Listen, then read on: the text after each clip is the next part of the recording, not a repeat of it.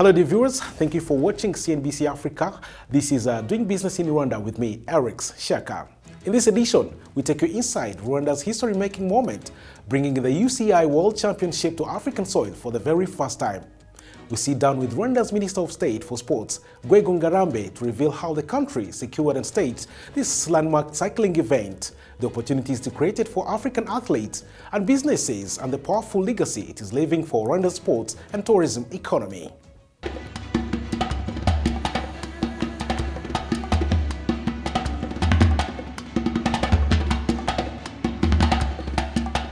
So from 2021, right after the UCI approved Rwanda's bid, a lot of work went into bringing these championships and delivering them for the first time in Rwanda, but also on the continent in its 100 and more years of existence.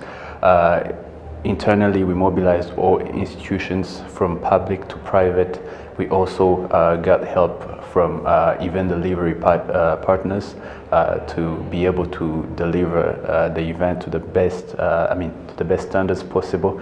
Had no benchmark. The last time the continent had hosted something this big was in 2010 when South Africa hosted the FIFA World Cup. So it was our time as a country, but also as a continent again, to deliver to the best of our abilities. Yeah, so we just want to know the preparations that were put in place and the infrastructure to host this event. Yeah, it goes from contract negotiation to having all stakeholders in place, having all clusters working towards delivering the event in their concerned from transportation to accommodation to different services that were deployed for the event. It goes to the infrastructure that had to be developed. The good thing about cycling is that the infrastructure you develop for the country in general is the same that the event benefited from, if I may say. So for that one, I may say that it was an easy one. There was no stadium to be built. There was no arena to be built. So it was really an exciting journey. I had to take into consideration all the technicalities involved or the technical requirements involved when it comes maybe to road safety, to what cyclists should get in terms of circuits and all that. So it was a heavy but exciting journey to ensure that we deliver the event to the best, in the best way possible. What's your assessment on how it has positioned Rwanda as a main host of such events, sports tournaments? Do we see World Cup in the near future, Olympics? The country's ambition remain really high, and it's mainly because Rwanda is a sports nation.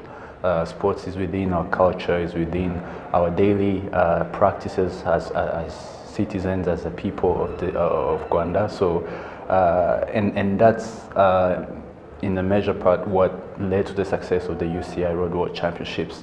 The enthusiasm you saw on the circuits, the feedback we got from the teams, the cyclists, the UCI, the organization itself, is that they really felt that vibe, that sport vibe from the people of Rwanda, from everybody they encountered on the streets of Kigali. So that made it really exceptional, and I think it set the bar somehow high for the ones that are going to organize the next editions, because they will be needing the same intensity that they saw here. So it was successful, and for us the success is in what is coming right after these championships. It's one thing to organize a competition, to see the greats in this sports discipline competing on our streets, but it's another also to know that it should ignite something in the hearts of our cyclists, in the hearts of those that are still growing and have the possibility to become the next world championships in cycling. Right, and also I think you talked about it a little bit, but I just want more details on what you learned, especially when it comes to organizing an event of this magnitude. So what have you learned, and what do you plan for the future sporting events that will be hosted here in the country? I think from 2021 up to the main competition, it was a series of learning opportunities. How do you deliver something bigger than the Tour du Rwanda that we are used to, for example? How do you accommodate the requirements or the needs of professional teams, professional cyclists?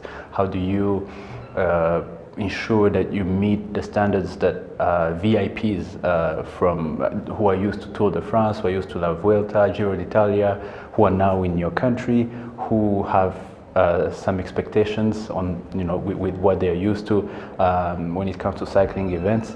How do you live up to those standards, but also innovations that can be brought on board?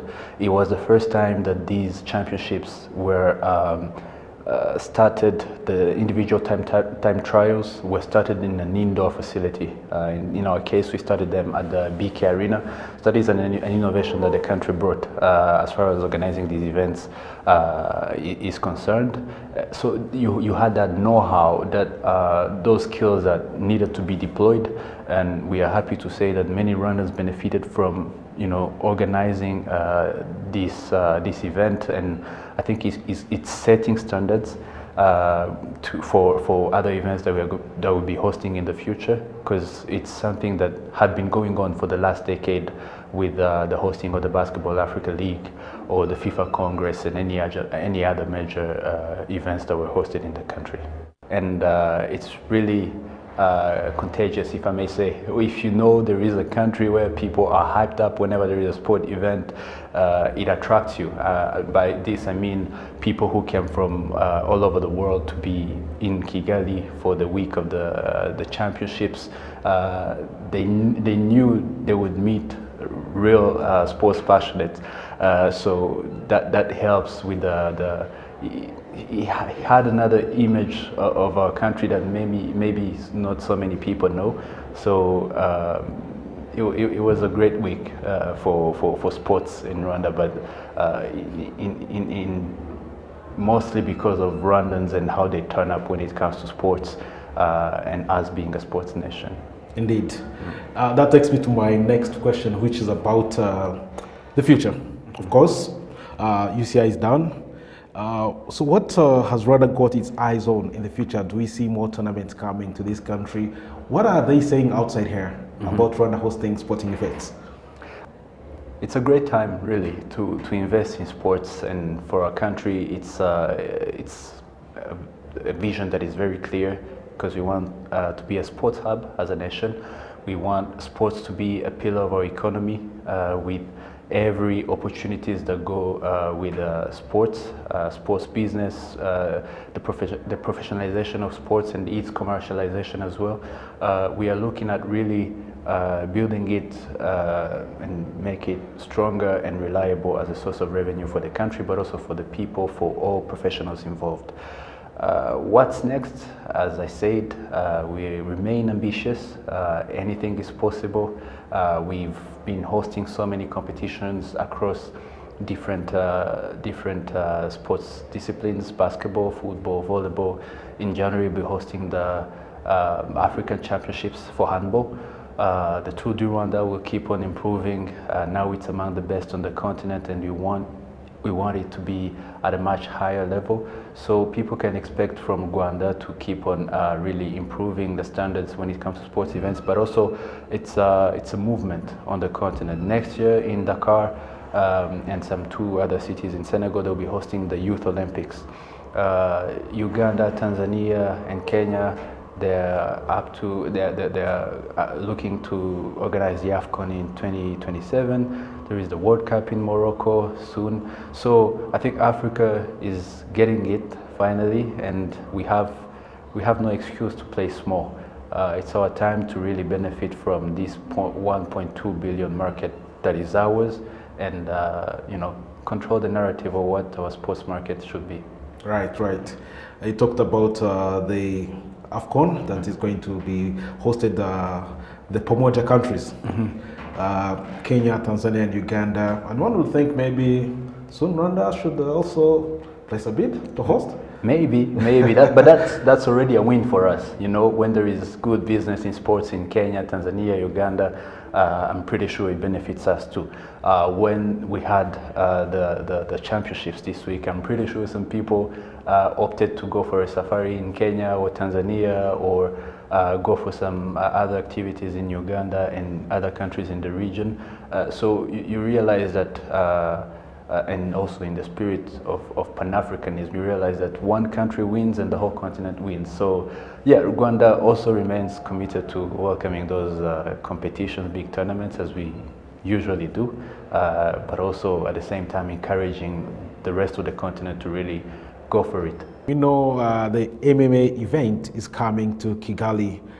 Would you tell us about this event and how it came to be? Why is it being hosted in Kigali? I think in that spirit of really welcoming all sports competitions and tournaments in Rwanda, first time the MMA is coming in this part of East Africa. We are happy that we have the facilities at the level of welcoming the championships.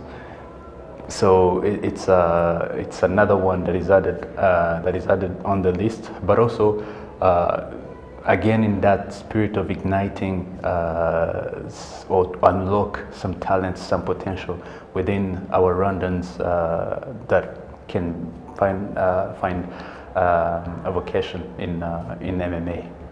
Right. And also having these sports coming to Kigali and Rwanda in general, what do you think it means for the country? Where does it place Rwanda also in Africa on the global sporting map? Again, coming back to Rwanda being a sports nation, but also showing people that sport as a business, sport as an industry that is close to $600 billion, why not us as Rwanda or Africa to also play our part in making it $1 trillion industry? I believe that that part that is remaining is ours to fill, because we have the talent, we have the know-how, we have the skills that are needed to really make the sports industry grow much bigger. And like I said, us playing it bigger as a nation allows other countries also to see what's possible and to know that it's doable within their contexts. And really, let's win as a continent, and again control the market for ourselves and for the benefits of the next generations. Rwanda's State Minister for Sports, Gwego Ngarambe. And that brings us to the end of this edition of Doing Business in Rwanda. Thanks for watching. I'm your host, Eric Shaka. See you next time.